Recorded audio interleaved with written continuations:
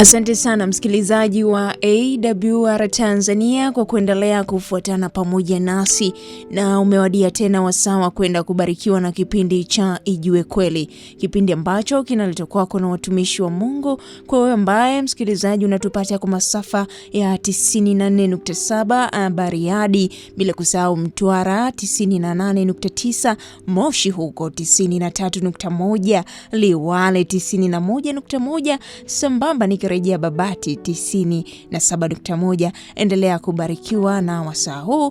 Basi mwalike ndugu, jamaa, marafiki ili tuweze kupata mibaraka hii kwa pamoja popote ulipo, na Bwana azidi kuwa pamoja nawe. Ninayekukaribisha katika wasaa wa kipindi hiki mimi ni Lea Thomas. Endelea kubarikiwa popote ulipo, na Bwana akazidi kuwa pamoja nawe unapoendelea kubarikiwa na neno hili. Karibuni sana watumishi wa Mungu. Penzi msikilizaji wa AWR Tanzania, ni kukaribisha tena katika kipindi cha leo cha Ijue Kweli. Kipindi hiki kinadhaminiwa na Uinjilisti wa Vitabu Kanda ya Kinondoni. Nami mwinjilisti Michael Dako niko hapa kuleta somo la leo la Ijue Kweli. Hivyo kabla ya kuanza, nipende kuwashukuru wasikilizaji wetu popote pale walipo. Tunapokea mirejesho yenu, simu zenu, message zenu, zikihitaji maombi, zikihitaji kujitoa, lakini zikihitaji kuendelea kujifunza zaidi. Endeleeni kubarikiwa na AWR Tanzania. Iko hapa kwa ajili ya kuwapatia matumaini, lakini pamoja na kuwapatia kweli mbalimbali. Hivyo tunapoingia katika somo la leo linalohusiana na afya, basi tuombe. Baba yetu wa mbinguni, tunakushukuru sana siku ya leo tena kwa kuwa umetupatia wasaa huu wa namna pekee, mimi pamoja na msikilizaji wangu popote alipo, tunapoenda kujifunza somo kuhusiana na afya. Tunakusihi Roho wako Mtakatifu hapa pamoja nasi, atuongoze na kutulinda. Kwa jina la Yesu tunaomba na kuamini, amen. Karibu sana rafiki yangu msikilizaji wa AWR Tanzania popote pale ulipo, katika mkoa wote pale ulipo. Somo linalohusiana na afya siku ya leo litatufundisha vyema kujitambua vile ambavyo tupo na mahitaji tulio nayo ya msingi. Unajua mwanadamu ana mahitaji ya msingi, na siku ya leo tutaona ni kwa namna gani ambavyo Mungu kuna vitu alikusudia baada ya kutuumba tuvitumie, na vitu ambavyo hakufikiria kabisa kwamba tuvitumie.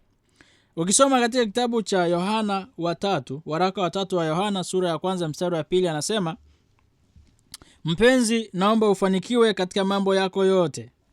Mpenzi, naomba ufanikiwe katika mambo yote na kuwa na afya yako kama vile roho yako ifanikiwavyo. Mungu anatutakia afya njema ya kimwili, anatutakia afya njema ya kiroho. Mungu anatutakia ustawi katika afya zetu za kimwili, katika afya zetu za kiroho na hata za kiakili pia. Hivyo Mungu anatuwazia mema. Hata changamoto ya afya ulionao, ugonjwa ulionao, tatizo ulionao, hata kama ni saratani ulionayo, hiyo haikuwa mpango wa Mungu. Mpango wa Mungu ni tufanikiwe, yani tuwe na afya bora. Mungu alipomuumba mwanadamu,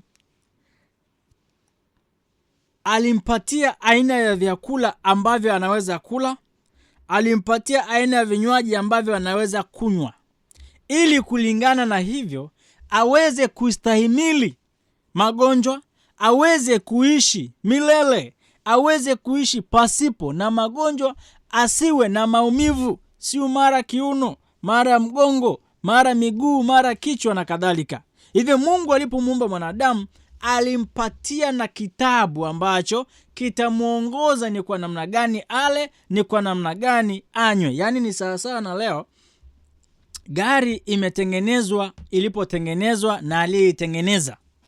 Na kwa kweli ili iende inahitaji mafuta. Na haihitaji tu mafuta ili mradi mafuta, inahitaji mafuta ya aina ya petroli. Hivyo usije ukaambia kwa sababu gari inahitaji mafuta basi ukaweka diesel ukadhani itaenda. Usije ukasema kwa sababu inahitaji mafuta ukasema ngoja nichukue mafuta ya mboga niweke ukadhani itaenda. Mafuta sio ili mradi mafuta yaliyoandaliwa kwa ajili ya matumizi yake.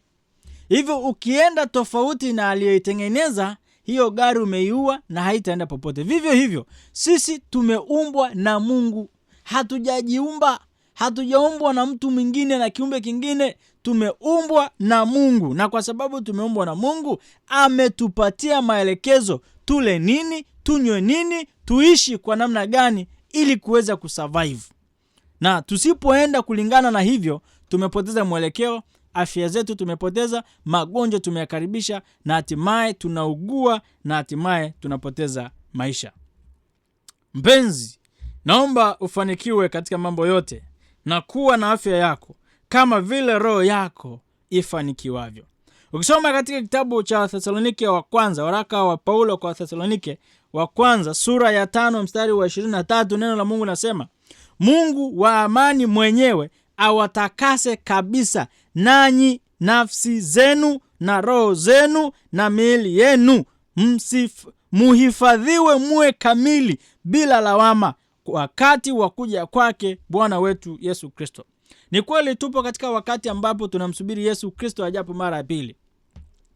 Lakini katika wakati huu, afya zetu zilivyo, mioyo yetu ilivyo, akili zetu zilivyo, miili yetu ilivyo, ni kweli iko kama watu wanamsubiri Yesu aje. Lakini ikiwa sivyo, najua unaumwa, najua unakata tamaa, najua na magonjwa na hata daktari amekwambia uponi. Lakini neno la Bwana linasema, Mungu wa amani mwenye kuwatakasa kabisa. Kwamba ni kweli ninaumwa na ugonjwa huu umesababishwa na mtindo wangu mbaya wa maisha. Neno linasema hiyo haijalishi, isipokuwa yupo Mungu wa amani mwenye kuwatakasa kabisa. Si tu roho zetu, lakini pia nafsi zetu.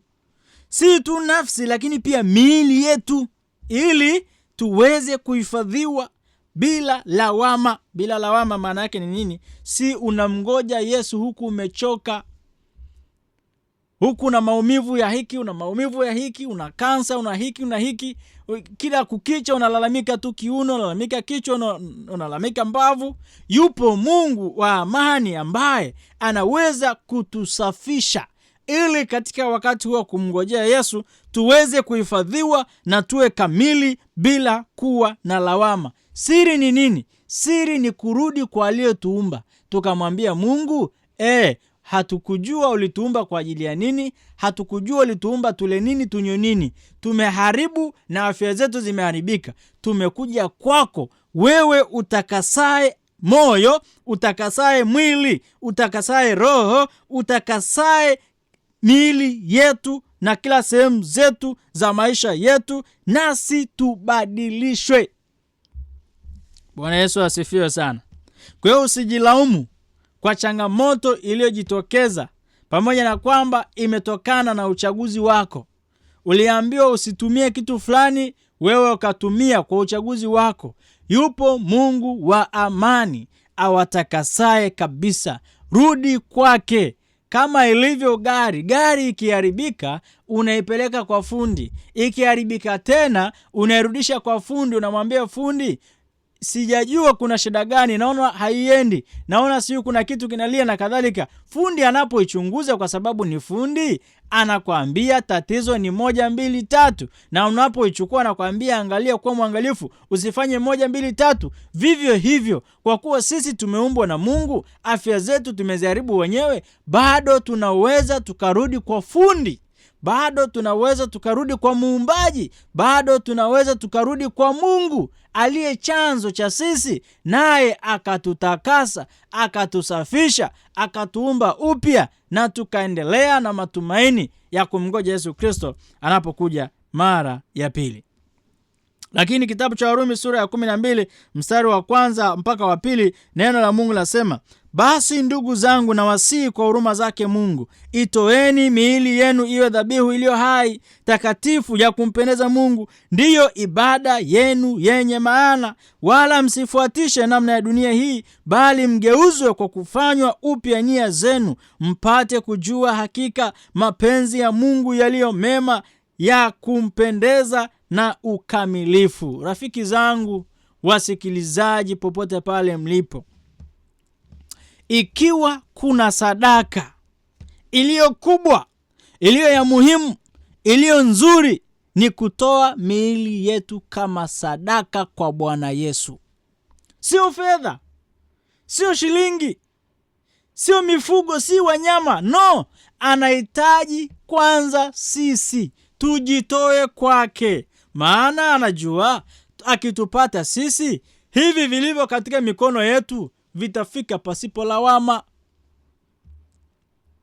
Kwa hiyo huu nao ni wito kwa wale ndugu zangu ambao wanashindwa kwenda kanisani eti hawana sadaka. Huna sadaka na mwili unao, toa mwili wako kama dhabihu. Nenda mwambie Bwana, moyo wangu na ukabidhi kwako, iwe sadaka kamili kwako. Sina shilingi, sina senti, lakini toa moyo wako, maana siku ukipata, kwa kuwa moyo wako umeshautoa, utakumbuka kutoa. Sasa tuko katika ulimwengu ambao watu wamegeuza miili yao kwa vitega uchumi. Watu wamegeuza miili yao, wameamua kufanyia miili yao mapambo kama sehemu fulani ambapo pakiutalii. Miili yetu haimpendezi Mungu. Mavazi tunayovalisha miili yetu ni mavazi ya aibu. Tunatembea tuko uchi. Hekalu la Mungu liko uchi. Bwana anatukumbusha, akituonya mbele kwamba tutoe miili yetu kuwa dhabihu tena kamili kwa Bwana. Tusifuatishe namna ya dunia hii. Usiangalie namna watu wanavyokula, usiangalie namna watu wanavyokunywa. Kumbuka, mwili wako ni hekalu la Roho Mtakatifu, na kama ndivyo, ukimheshimu Mungu, utachagua ule nini, utachagua unywe nini, utachagua uvae nini, utachagua ulale wapi. Hekalu la Mungu lazima liheshimiwe na litunzwe. Waraka wa Paulo kwa Korinto wa kwanza, waraka wa kwanza wa Paulo kwa Korinto sura ya 6 mstari wa 19 mpaka 20, neno la Mungu nasema, au haumjui ya kuwa mwili wenu ni hekalu la Roho Mtakatifu aliye ndani yenu, mliepewa na Mungu, wala ninyi si mali yenu wenyewe, maana mlinunuliwa kwa thamani. Sasa basi mtukuzeni Mungu katika miili yenu. Haleluya! Bwana Yesu asifiwe sana. Rafiki yangu msikilizaji wa AWR Tanzania, popote pale ulipo, je, wajua kama mwili wako ni hekalu la Roho Mtakatifu? Je, wajua kama mwili ulionao, yani wewe hapo ulipo, sio mali yako mwenyewe? Unajua kama wewe ni mali ya Bwana? Unajua kama mwili wako ni nyumba ya Roho Mtakatifu, anapaswa akae ndani yako? Kwa sababu tulinunuliwa kwa thamani. Damu ya Yesu Kristo iliyomwagika pale msalabani ni damu ya thamani, ni sadaka ya thamani. Mungu si kwamba alikuwa hana kitu cha kutoa. Anasema nchi na vyote vijazavyo ni mali ya Bwana. Angetoa mbuzi wote, angetoa ng'ombe wote, angetoa viumbe vyote. Lakini anatoa kwa ajili ya nini? Kwa ajili ya nani? Vyote sisi pamoja ni wana na binti za Mungu. Hivyo kwa kutanga kwetu mbali, ametoa dhabihu ya thamani ili tununuliwe tena kutoka kwa shetani. Na je, leo maisha yetu yanamtumikia nani? Masikio yetu yanasikiliza nyimbo za nani? Midomo yetu inaingiza chakula cha namna gani? Macho yetu yanatazama video za namna gani? Bwana Yesu asifiwe sana. Au hamjui ya kuwa mwili wenu ni hekalu la Roho Mtakatifu? Wakorintho wa kwanza 10:31 neno linasema, basi mlapo au mnywapo au mtendapo neno lolote, fanyeni yote kwa utukufu wa Mungu. Haleluya. Unapotaka kula chakula chochote, lazima ujihoji moyoni mwako, hivi ninakula ili ninavyokula chakula hiki ndivyo Mungu anavyotaka nile? Maana mimi ni chombo kilichotengenezwa na Mungu. Ni chombo ambacho kinatakiwa kiingie safarini, kitembee, kifanye kazi, kijishughulishe. Je, ni kila chakula cha namna hii? Je, ni kinywaji cha namna hii? Ninaweza nikaendelea na utendaji? Hizi ni salamu zinawafikia wale wenzangu, ndugu zangu walevi, ambapo ukisha kunywa ukalewa unasahau kama kuna kwenda nyumbani. Ni ishara ya kwamba ulichokiingiza katika mwili hakihusiani na utendaji wako, kinahafifisha utendaji wako wa mwili. Maana unatakiwa ule ili upate nguvu, uendelee kupambana na maisha, uendelee kusonga. Sasa wewe ikiwa unakunywa, unashindwa kupambana na maisha, unavuruga mipango ya familia, unaleta ugomvi katika familia, ni ishara ya kwamba unavyovitumia havikuwa mpango wa Mungu, havikuwa mpango wa aliyekuumba. Hivyo ni vya kwako mwenyewe na sijui umepatia wapi. Kama hujui, siku hii ya leo ninakwambia katika jina la Yesu, rudi katika mpango wa Mungu. Jitambue, jithamini kama kiumbe kilichoumbwa na Mwenyezi Mungu kwa kusudi maalum. Tumia vile ambavyo Mungu amekupatia uvitumie. Mithali 20:1 anasema, mvinyo hudhihaki, kileo huleta ugomvi, na akosaye kwa vitu hivyo hana hekima. Maandiko haya anasema, kitabu kilichoandikwa na mwenye hekima aliyepewa na Mwenyezi Mungu Suleiman, anasema mvinyo hudhihaki, kileo huleta ugomvi, na akosaye kwa vitu hivyo hana hekima. Rafiki yangu, usitegemee ukanywa pombe ukawa mlevi na ukategemea kuwa na hekima. Hekima haitokani na pombe. Hekima haitokani na ulevi. Hekima inatokana na Mungu. Kuna vyakula ambavyo Mungu ametuambia tule, ili kupitia vyakula hivyo tuweze kuwa na ufahamu mzuri, tuweze kutafakari mambo, tuweze kupambanua mambo. Lakini Mithali 23:29 na 30 anasema mpaka 32 anasema, ni nani apigaye yowe? Ni nani aliaye ole? Ni nani mwenye ugomvi? Ni nani mwenye mguno? Ni nani aliye na jeraha zisizo na sababu? Ni nani aliye na macho mekundu? Ni wale wakaao sana kwenye mvinyo, waendao kutafuta divai iliyochanganyika. Usiitazame mvinyo iwapo ni nyekundu, itiwapo bilauri rangi yake, ishukapo taratibu. Mwisho wake huuma kama nyoka, huchoma kama fira. Ni nani apigaye yowe? Tunashuhudia katika ulimwengu huu wa leo namna ambavyo walevi wanavyohangaika, namna ambavyo wanyapombe wanavyohangaika. Ukimuuliza kwa nini unakunywa pombe, anakuambia nina stress, anakuambia nina mawazo, anakuambia nina huzuni, anakuambia nilipitia maisha magumu. Rafiki yangu, nikutie moyo siku hii ya leo, hiyo sio suluhisho hata kidogo. Hiyo sio suluhisho. Hiyo ni sawa na kupiga mark time. Sheria za kupiga mark time, hautakiwi kusogea mbele wala nyuma.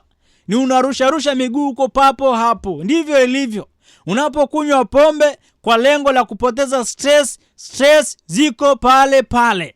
Kama ni stress za kodi ya nyumba unadaiwa, utakunywa pombe, utalewa, utasahau, pombe itaisha, kodi iko pale pale.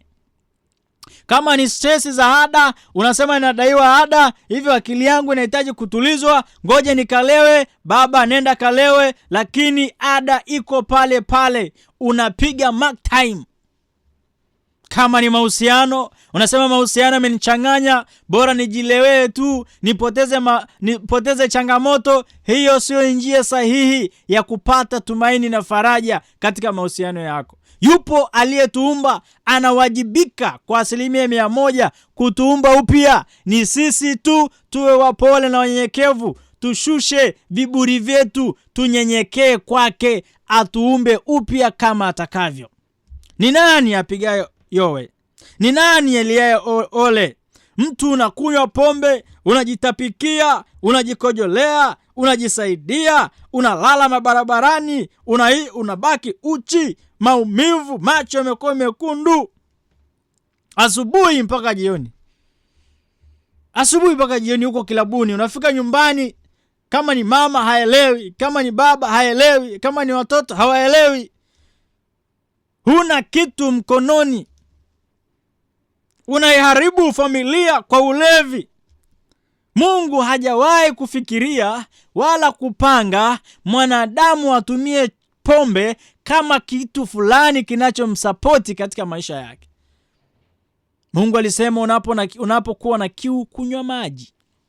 Mungu anasema unapokuwa na njaa, kula chakula.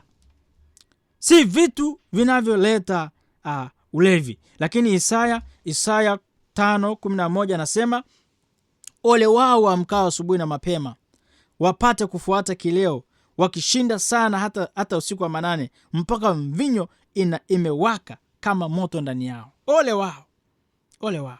Lakini pia ulevi kupindukia husababisha ukatili. Methali 4:17 anasema, maana hao hula mkate wa uovu, nao hunywa divai ya jeuri. Shangaa mtu amelewa, amefanya maamuzi magumu, maamuzi mazito, amekatakata familia, amefanya hivi, amefanya vile, yani ameachana amefuguza watoto nyumbani, amefuguza mke. Nini shida? Eti nililewa sana. Pombe husababisha ukatili. Si kitu cha kutumia katika maisha yetu. Lakini katika siku hii ya leo, bado neno la Mungu linatuita. Neno la Mungu linatuita kufanya matengenezo. Kitabu cha Methali 31:4-5 nasema, Lemueli, kunywa mvinyo hakuwafai wafalme, wala haifai wakuu waseme, ki wapi kileo? Wasije wakanywa na kusahau sheria, na kuipotosha hukumu ya mtu aliye taabuni. Unapokunywa pombe huwezi kutenda haki.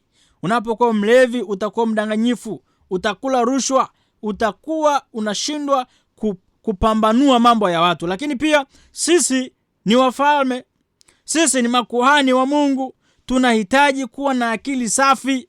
Hatuhitaji kunywa pombe, hatuhitaji kula vitu visivyofaa. Kusoma Ufunuo sura ya 5:9-10 anasema, nao waimba wimbo mpya wakisema, wastahili wewe kukitoa hicho kitabu na kuzifungua muhuri zake, kwa kuwa ulichinjwa ukamnunulia Mungu kwa damu yako watu wa kila kabila na lugha na jamaa na taifa, ukawafanya kuwa ufalme na makuhani kwa Mungu wetu, nao wanamiliki juu ya nchi. Ikiwa umemkubali Yesu kama Bwana na Mwokozi katika maisha yako, ujue wewe umenunuliwa kwa damu ya thamani. Na kwa maana hiyo umefanywa kuwa ufalme, umefanywa kuwa makuhani kwa Mungu wetu. Nao watamiliki, nawe utamiliki, nami nitamiliki. Sasa kwa watu kama hao tunapaswa kuwa na akili timamu. Huwezi kuwa mfalme alafu unaongozwa na pombe. Huwezi kuwa kuhani alafu unaongozwa na pombe. Unapaswa uwe na akili timamu.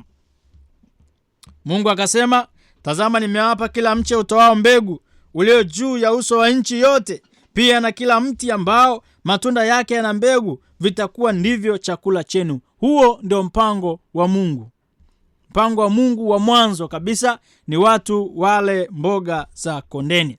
Lakini Mwanzo 7 mstari wa 1 na 2 anasema, Bwana akamwambia Nuhu, ingia wewe na jamaa yako yote katika safina, kwa maana nimekuona wewe u mwenye haki mbele zangu katika kizazi hiki. Katika wanyama wote walio safi ujitwalie 7 mume na mke, na katika wanyama wasio safi 2 mume na mke. Wakati Mungu amemwambia Nuhu ajenge safina, maana naiangamiza dunia kwa maji, kwa gharika, Mungu alimwambia Nuhu atunze wanyama wasafi 7 ambao wakisema wasafi maana yake kuna wanyama ambao Mungu aliwaruhusu wanadamu watumie kama mboga, kama nyama, kama chakula, lakini wengine hakuruhusiwa kutumia. Ndio maana anawaambia hao walio safi chukua 7 mume na mke, lakini katika wanyama ambao sio safi 2, yani mume na mke.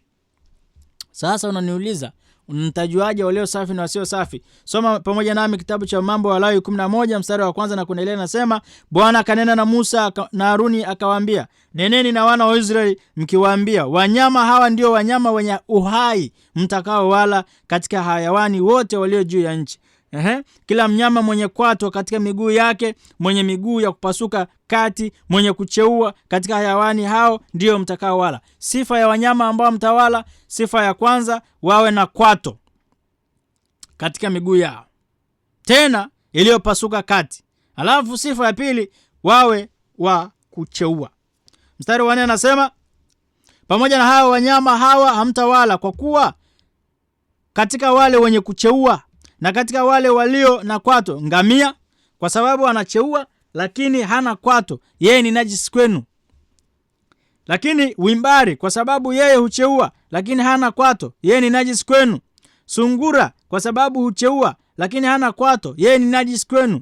Nguruwe, kwa sababu yeye anazo kwato, ni mwenye miguu iliyopasuka kati lakini hacheui, yeye ni najisi kwenu. Msile nyama yao wala msiguse mizoga yao, hao ni najisi kwenu. Bwana Yesu asifiwe sana. Hiyo ni sifa ya wanyama ambao tumeambiwa tule au tusile. Mwenye kwato zilizogawanyika na mwenye kucheua, hao ndo wanyama unaopaswa kuwala. Kwa hiyo wewe unaokula nyama, angalieni aina gani ya wanyama unaowala. Angalieni aina gani ya nyama unayetumia wewe kama mwanadamu unayemwamini Mungu. Usile tu ili mradi nyama. Kuna maelekezo ambayo Mungu ameyatoa. Lakini ukisoma mstari wa 11 anasema watakuwa ukianzia mstari wa 10 anasema, na hao wote wasio na mapezi na magamba, hao ni samaki. Samaki unayomtumia ni ule mwenye mapezi na ule mwenye magamba ndani ya bahari, ambao wanapatikana katika bahari, hao ndio utakao wala. Haya ni maelekezo ambayo Mungu ameyatoa. Isaya 66 mstari wa 15 anasema, maana Bwana atakuja na moto na magari yake ya vita kama upepo wa kisulisuli, ili atoe malipo ya ghadhabu yake kwa moto wakao na maonyo yake kwa miali ya moto. Kwa maana Bwana atateta na wote wenye mwili kwa moto na kwa upanga wake, nao watakaouawa na Bwana watakuwa wengi. Watu wale wajitakasao na kujisafisha katika bustani nyuma yake aliye katikati, wakila nyama ya nguruwe na machukizo na panya, watakoma pamoja, asema Bwana. Watakoma pamoja, asema Bwana. Wewe watu ambao wanakula nguruwe, wanakula chakula ambacho Bwana amewaamuru wasile. Ukisoma katika kitabu cha Matendo sura ya 9 utakutana na kisa au utakutana na maono pamoja na tafsiri yake. Maono ambayo Paulo aliyaona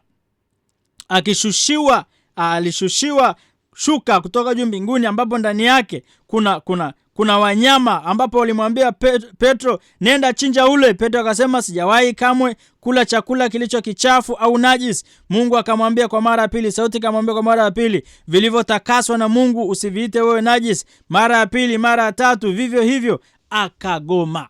Wakati akijiuliza nini maana ya maono haya, ghafla malaika akamwambia, shuka, kuna watu wanakuhitaji.